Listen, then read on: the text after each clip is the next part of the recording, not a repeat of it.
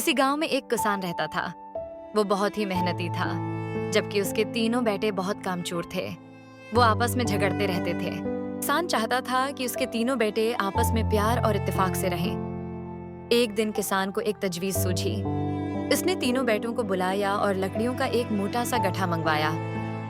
बाप ने कहा कि बारी बारी तुम सब उसको तोड़ो।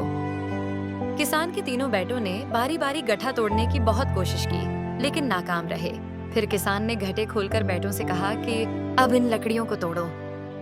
सबने आसानी से तमाम लकड़ियां तोड़ डालें। बाप ने तीनों बेटों को समझाया कि अगर आप इस गट्ठे की तरह मिलकर इकट्ठे रहेंगे तो कोई शख्स भी आपको नुकसान नहीं पहुंचा सकता।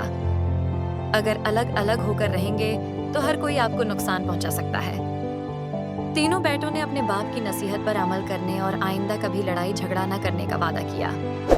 नतीजा, इत्तेफाक में बरकत होती है।